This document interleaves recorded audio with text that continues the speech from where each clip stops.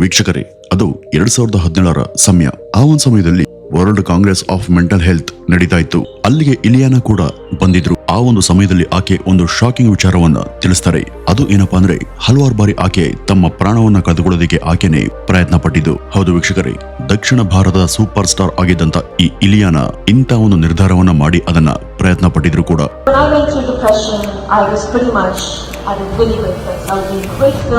ದಕ್ಷಿಣ ಭಾರತದ super star ಆಗಿದ್ದಂತ ಈಕೆಯನ್ನ ನಂತರ ಇಡೀ ದಕ್ಷಿಣ ಭಾರತದ ಚಿತ್ರರಂಗದಿಂದ ಬ್ಯಾನ್ ಮಾಡಲಾಯಿತು. ಇದರಿಂದ ಆಕೆ ಬಾಲಿವುಡ್ ಅನ್ನು ಕೂಡ ತೊರಿಬೇಕಾಯಿತು.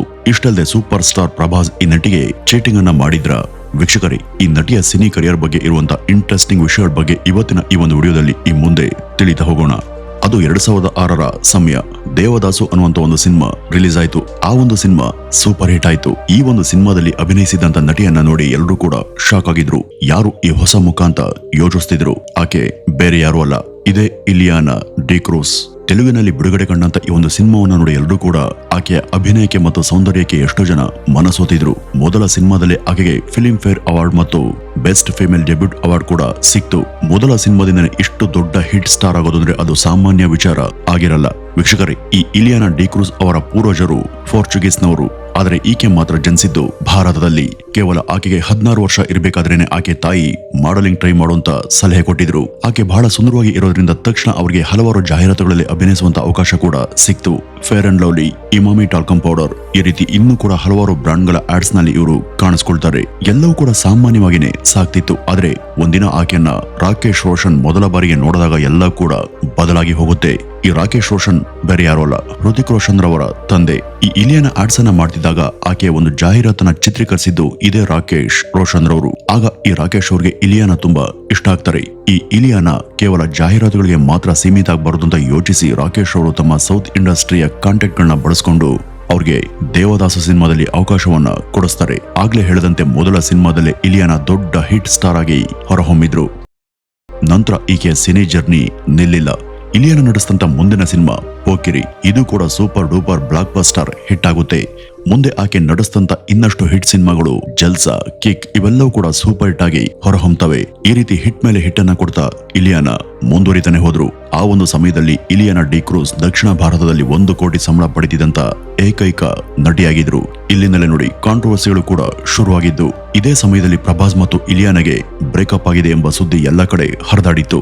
ಇಲಿಯಾನಾ ದೊಡ್ಡ ಸ್ಟಾರ್ ನಟಿಯಾಗಿ ಬೆಳೆದಿದಂತ ಸಮಯದಲ್ಲಿ ಆಕೆ ಕೂಡ ಪ್ರೀತಿಯ ಬಲೆಗೆ ಬೀಳ್ತಾಳೆ. ಆದ್ರೆ ಆ ಪ್ರೀತಿಯಿಂದ ಆಕೆಗೆ ದೊರಕಿದ್ದು ಮಾತ್ರ ಬರೀ ಮೋಸ ಮಾತ್ರ. ಹೌದು, ಒಂದು ಸಂದರ್ಶನದಲ್ಲಿ ಈ ಇಲಿಯಾನಾ ಒಬ್ಬ ಕೋಸ್ಟಾರ್ ನನ್ನ ಡೇಟ್ ಮಾಡ್ತಿದೆ ಅಂತ ಹೇಳ್ಕೊಂಡಿದ್ದಾರೆ. ಜೊತೆಗೆ ಆಕೆ ನಾನು ಅವನನ್ನ ತುಂಬಾ ಪ್ರೀತಿಸ್ತದೆ ಮತ್ತು ಅವನ ಮೇಲೆ ತುಂಬಾ ನಂಬಿಕೆಯನ್ನ ಇಟ್ಕೊಂಡಿದ್ದೆ. ಆದ್ರೆ ಆತ ನನ್ನ ಹೃದಯವನ್ನ ಹೊಡೆದಿದ್ದ. ಅದು ಕೂಡ 1 ಬಾರಿ ಅಲ್ಲ, ಹಲವು ಬಾರಿ ಅಂತ ಹೇಳ್ಕೊಂಡಿದ್ದಾರೆ. I have dated someone who was really messy, but then he gave me the leeway of cleaning up his stuff because it would drive me crazy. So I'm just like, I need to clean it up. ಹಾಗಾಗಿ ಆ ಒಂದು ಸಂಬಂಧದಲ್ಲಿ ಯಾವುದೇ ಪ್ರಯೋಜನ ಇಲ್ಲ ಮತ್ತು ಅರ್ಥ ಕೂಡ ಇಲ್ಲ ಅಂತ ನಾನು ದೂರ ಉಳಿದೆ ಅಂತ ಅವರು ಹೇಳ್ಕೊಂಡಿದ್ದಾರೆ. ಆದ್ರೆ ಆಕೆ ಆ ಕೋಸ್ಟಾರ್ ನ ಹೆಸರು ಮಾತ್ರ ಹೇಳಲಿಲ್ಲ. ಆ ಒಂದು ಸಮಯದ ಪ್ರಸಿದ್ಧ ಕೋಸ್ಟಾರ್ಗಳು ಯಾರು ಅಂದ್ರೆ ಮಹೇಶ್ ಬಾಬು, ಅಲ್ಲು ಅರ್ಜುನ್ ಮತ್ತು ಪ್ರಭಾಸ್. ಆದ್ರೆ ಈ ಎಲ್ಲ ನಟರಿಗಿಂತ ಕೂಡ ಪ್ರಭಾಸ್ ಜೊತೆ ಅವ್ರಿಗೆ ಹೆಚ್ಚು ಹತ್ತಿರದ ಬಾಂಡ್ ಇತ್ತು. ಈ ಒಂದು ವಿಚಾರ ಆ ಒಂದು ಸಮಯದಲ್ಲಿ ಬಹಳ ಚರ್ಚೆ ಆಯಿತು. ಇನ್ನು ಈ ಲವ್ ಬ್ರೇಕಪ್ ವಿಚಾರಗಳನ್ನ ಬಿಟ್ಟು ನೋಡಿದ್ರೆ ಇಲಿಯಾನಾ ಬಹಳ ದೊಡ್ಡ ಸೂಪರ್ ಸ್ಟಾರ್ ನಟಿಯಾಗಿದ್ರು. ಒಂದರ ನಂತರ ಒಂದು ಮತ್ತೊಂದು ಸೂಪರ್ ಹಿಟ್ ಸಿನಿಮಾಗಳನ್ನ ಕೊಡ್ತಾ ಮುಂದುವರಿತಾ ಹೋದ್ರು. ಅವರ ಪ್ರತಿಯೊಂದು ಸಿನಿಮಾಗಳು ಕೂಡ ಸೂಪರ್ ಹಿಟ್ ಅನ್ನ ಸಾಧಿಸ್ತಿದ್ವು. ಮತ್ತೆ ಆಕೆ ನಟಿಸಿದಂತ ನನ್ಬನ್ ಸಿನಿಮಾ ಮತ್ತಷ್ಟು ಫೇಮನ್ನ ಆಕೆಗೆ ತಂದ್ಕೊಡ್ತು. ಸೌತ್ ಇಂಡಸ್ಟ್ರಿ ಈ ಒಂದು ಸಿನಿಮಾದಿಂದ ಆಕೆ ಮೇಲೆ ಮತ್ತಷ್ಟು ಫಿದಾ ಆಯಿತು. ಆದ್ರೆ ಮುಂದೆ ಒಂದು ದಿವಸ ಇಡೀ ಸೌತ್ ಇಂಡಸ್ಟ್ರಿನೇ ಅವರನ್ನ ಬ್ಯಾನ್ ಮಾಡಿದೆ ಎಂಬ ಸುದ್ದಿ ಎಲ್ಲಾ ಕಡೆ ಹರಿದಾಡ್ತು.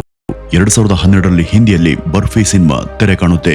ಈ ಒಂದು ಸಿನಿಮಾ ಬಹಳ ಅದ್ಭುತವಾದಂತ ಸಿನಿಮಾ ಅಂತಾನೆ ಹೇಳ್ಬಹುದು. ಈ ಒಂದು ಸಿನಿಮಾವನ್ನು ನೋಡಿ ಮೆಚ್ಚುಗೆ ವ್ಯಕ್ತಪಡಿಸದೇ ಇರೋರು ಯಾರು ಕೂಡ ಇಲ್ಲ ಅನ್ನುವಷ್ಟು ಬಹಳ ಎಮೋಷನಲ್ ಆಗಿತ್ತು ಈ ಒಂದು ಸಿನಿಮಾ. ಇಲಿಯಾನಾ ಈ ಒಂದು ವಿಚಾರದಲ್ಲಿ ಬಹಳ ಮುಖ್ಯವಾದಂತ ಪಾತ್ರದಲ್ಲಿ ಕಾಣಿಸ್ಕೊಂಡಿದ್ರು. ಆದ್ರೆ ನಿಮ್ಗೆ ಗೊತ್ತಾ ವೀಕ್ಷಕರೇ, ಇಲಿಯಾನಾ ನಟಿಸಬೇಕಿದ್ದಂತ ಪಾತ್ರದಲ್ಲಿ ಕತ್ರಿನಾ ಕೈಫ್ ನಟಿಸಬೇಕಿತ್ತು. ಬರ್ಫಿ ಸಿನಿಮಾದ ಲೀಡ್ ಹೀರೋ ರಣಬೀರ್ ಕಪೂರ್. ಆ ಒಂದು ಸಮಯದಲ್ಲಿ ಅವರು ಕತ್ರಿನಾ ಕೈಫ್ ಅವರನ್ನ ಡೇಟ್ ಮಾಡ್ತಿದ್ರು. ಹೀಗಾಗಿನೇ ಡೈರೆಕ್ಟರ್ ಅನುರಾಗ್ ಬಸು ಇವರಿಬ್ಬರನ್ನು ಕೂಡ ಕಾಸ್ಟ್ ಮಾಡೋದಕ್ಕೆ ಯೋಚಿಸಿದ್ರು. ಆದ್ರೆ ಕತ್ರಿನಾ ಈ ಒಂದು ಸಿನಿಮಾದಲ್ಲಿ ಅಭಿನಯಿಸೋದಿಕ್ಕೆ ಒಪ್ಕೊಳ್ಳಿಲ್ಲ. ಹೀಗಾಗಿ ಈ ಒಂದು ಪಾತ್ರ ಇಲಿಯಾನಾಗೆ ಸಿಗುತ್ತೆ.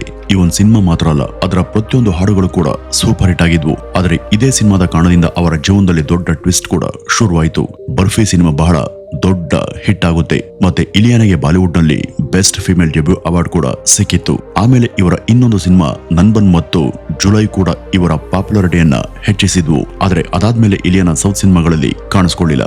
ಮತ್ತೆ ಇದರ ಬೆನ್ನಲ್ಲೇ ಇಲಿಯಾನ ಮೇಲೆ ಒಬ್ಬ ಪ್ರೊಡ್ಯೂಸರ್ ಕೇಸನ್ನ ದಾಖಲು ಮಾಡ್ತಾರೆ. ಬರ್ಫಿ ಸಿನಿಮಾದ ನಂತರ ಇಲಿಯಾನ ಮೇಲೆ ಪ್ರಕರಣ ದಾಖಲಾಗಿತ್ತು. ಇದಕ್ಕೆ ಕಾರಣ ಏನಂದ್ರೆ ಇಲಿಯಾನ ಶೂಟಿಂಗ್ ಸೆಟ್ಗೆ ಬರ್ತಿಲ್ಲ ಮತ್ತು ಹಲವು ಸೌತ್ ಸಿನಿಮಾಗಳನ್ನ ಕ್ಯಾನ್ಸಲ್ ಮಾಡಿದ್ದಾರೆ ಅಂತ ಪ್ರಕರಣವನ್ನ ದಾಖಲಿಸ್ತಾರೆ. ಅದರಲ್ಲೂ ಒಂದು ಸಿನಿಮಾಗೆ ತೆಗೆದುಕೊಂಡಂತ ಅಡ್ವಾನ್ಸ್ ಹಣವನ್ನ ಅವರು ಹಿಂದಿರುಗಿಸಲಿಲ್ಲ ಅನ್ನುವಂತ ಆರೋಪ ಕೂಡ ಕೇಳಿಬಂದಿತ್ತು. ಇದೇ ಕಾರಣದಿಂದ ಸೌತ್ ಇಂಡಸ್ಟ್ರಿಯಿಂದ ಈಕೆಯನ್ನ ಬ್ಯಾನ್ ಮಾಡಲಾಗಿದೆ ಎಂಬ ಸುದ್ದಿ ಹರಿದಾಡ್ತು. ಆದ್ರೆ ಇದು ಅಫಿಷಿಯಲ್ ಬ್ಯಾನ್ ಅಲ್ಲ. ಅವ್ರ ಮೇಲೆ ಬ್ಯಾನ್ ಅಂತ ಸ್ಟಾಪ್ ಅನ್ನ ಹಾಕ್ಲಿಲ್ಲ. ಆದ್ರೆ ಇಲಿಯಾನಳ ಸಿನಿಮಾಗಳು ಮಾತ್ರ ಸೌತ್ ನಲ್ಲಿ ಬರ್ಲಿಲ್ಲ. ಇನ್ನು ಇಲಿಯಾನ ಸೌತ್ ಇಂಡಸ್ಟ್ರಿ ಅವರು ತಮ್ಮ ಮೇಲೆ ತುಂಬಾ ಕೋಪ ಮಾಡ್ಕೊಂಡಿದ್ದಾರೆ ಅಂತ ಸ್ವತಃ ಆಕೆನೆ ಹೇಳ್ಕೊಂಡಿದ್ರು. ಇನ್ನು ಈಕೆ ಹೇಳುವಂತ ಪ್ರಕಾರ ಸೌತ್ ಇಂಡಸ್ಟ್ರಿಯಿಂದ ಆಕೆಗೆ ಸಿಗಬೇಕಾದಷ್ಟು ಗೌರವ ಸಿಗ್ಲಿಲ್ಲ ಅಂತಾನೂ ಕೂಡ ಆಕೆ ಹೇಳ್ಕೊಂಡಿದ್ದಾಳೆ.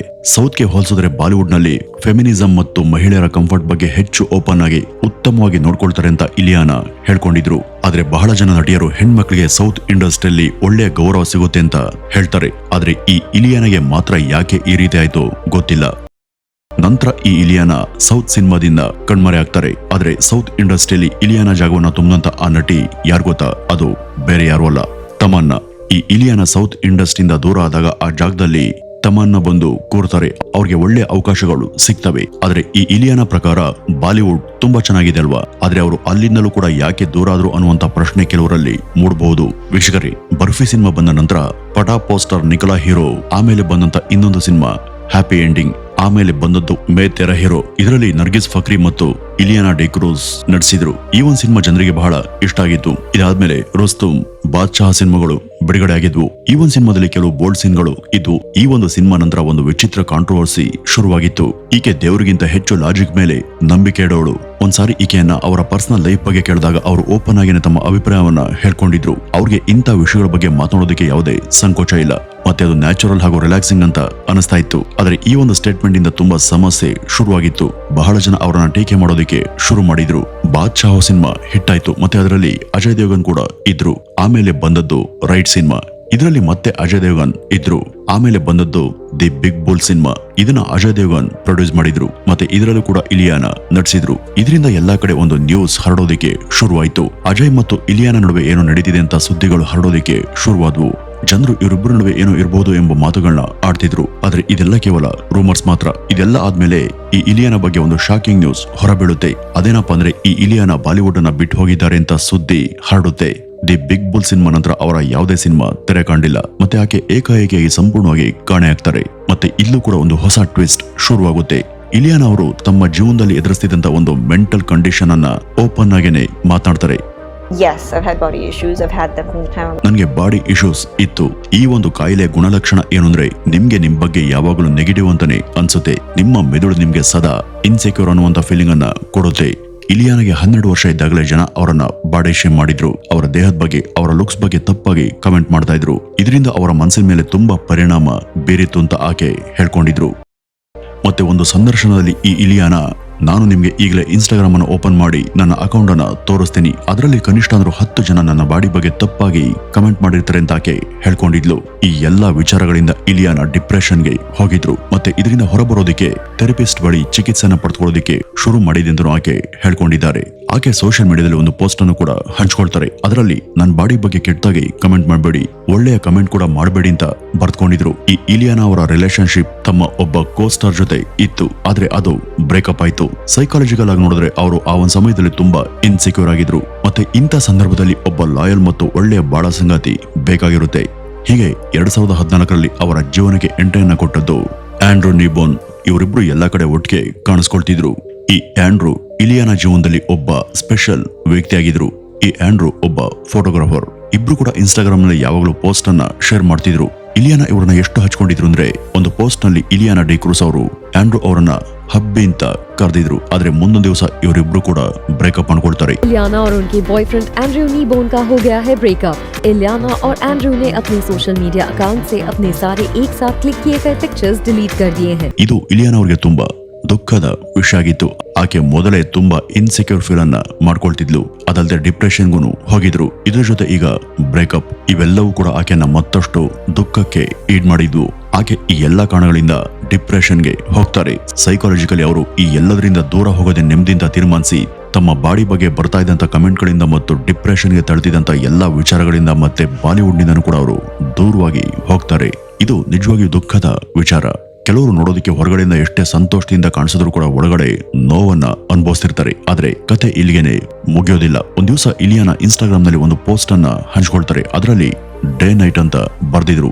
ಇದನ್ನು ನೋಡಿದಂತ ಅವರ ಫಾಲೋವರ್ಸ್ಗಳು ಅವ್ರ ಜೀವನದಲ್ಲಿ ಯಾರೋ ಹೊಸ ವ್ಯಕ್ತಿ ಬಂದಿದ್ದಾನೆ ಅಂತಾನೆ ಮಾತನಾಡ್ಕೊಂಡ್ರು. ಆದ್ರೆ ಸ್ವಲ್ಪ ದಿವಸಗಳ ನಂತರ ಇಲಿಯಾನ ಮತ್ತೊಂದು ಪೋಸ್ಟ್ ಅನ್ನ ಶೇರ್ ಮಾಡ್ತಾರೆ. ಅದನ್ನ ನೋಡಿ ಎಲ್ಲರೂ ಶಾಕ್ ಆಗಿದ್ರು. ಆ ಒಂದು ಪೋಸ್ಟ್ ನೋಡಿ ಜನ ಇವ್ರಿಗೆ ಮದುವೆ ಆಗಿಲ್ಲ, ಮಕ್ಕಳು ಕೂಡ ಇಲ್ಲ, ಹಾಗಿದ್ರೆ ಆ ಬೇಬಿ ಯಾರು ಅಂತ ಮಾತನಾಡ್ಕೊಳ್ತಾರೆ. ಆ ಮಗು ಯಾರದ್ದು, ಆ ಮಗುವಿನ ತಂದೆ ಯಾರು ಎಂಬ ಹಲವಾರು ಪ್ರಶ್ನೆಗಳು ಜನರಲ್ಲಿ ಹುಟ್ಕೊಂಡಿತ್ತು. ಈ ಒಂದು ಪ್ರಶ್ನೆಗಳಿಗೆ ಇಲಿಯಾನ ಫುಲ್ ಸ್ಟಾಪ್ ಅನ್ನ ಹಾಕ್ತಾರೆ. ಮೈಕಲ್ ದೋಲನೆ ಆ ಮಗುವಿನ ತಂದೆ ಅಂತ ಅವರು ರಿವೀಲ್ ಮಾಡ್ತಾರೆ. ಅವರಿಬ್ರು ಸೀಕ್ರೆಟ್ ಆಗಿ ಮದುವೆಯಾಗಿದ್ದಾರೆ ಅಂತ ಹೇಳ್ಕೊಂಡಿದ್ದಾರೆ. ಮಗು ಹುಟ್ಟಿದ ನಂತರ ಗಂಡನ ಬಗ್ಗೆ ಮಾಹಿತಿನ ಹಂಚಿಕೊಂಡದ್ದು ಸ್ವಲ್ಪ ವಿಚಿತ್ರವಾದ ಸಂಗತಿನೇ ಹೌದು. ಆದ್ರೆ ಈಗ ಇಲಿಯಾನ ಡಿ ಕ್ರೂಸ್ ತಮ್ಮ ಗಂಡ ಮತ್ತು ಮಗುವಿನ ಜೊತೆ ತುಂಬಾ ಸಂತೋಷವಾಗೇನೆ ಇದ್ದಾರೆ. ಇಲಿಯಾನ ಡಿ ಕ್ರೂಸ್ ಬಹಳ ಸುಂದರವಾದ ಮತ್ತು ಪ್ರತಿಭಾನ್ವಿತ ನಟಿ. ಈಕೆ ತನ್ನ ಜೀವನದಲ್ಲಿ ಬಹಳ ಏರಿಳಿತಗಳನ್ನ ಕಂಡಿದ್ದಾಳೆ. ಸಿನಿ ಲೋಕದಿಂದ ಸ್ವಲ್ಪ ದೂರ ಸರಿದು ಇವತ್ತು ತನ್ನ ಕುಟುಂಬದ ಜೊತೆ ಬಹಳ ಸಂತೋಷವಾಗಿ ಜೀವನವನ್ನ ಸಾಗಿಸ್ತಿದ್ದಾಳೆ. ವೀಕ್ಷಕರೇ, ಇದಿಷ್ಟು ಈ ಇಲಿಯಾನ ಬಗ್ಗೆ ಇರುವಂತ ಒಂದಷ್ಟು ಆಸಕ್ತಿಕರ ಮಾಹಿತಿಗಳು ಅಂತ ಹೇಳ್ತಾ ಇವತ್ತಿನ ಈ ಒಂದು ವಿಡಿಯೋವನ್ನ ಇಲ್ಲಿಗೆ ಮುಗಿಸೋಣ. ನಮಸ್ಕಾರ.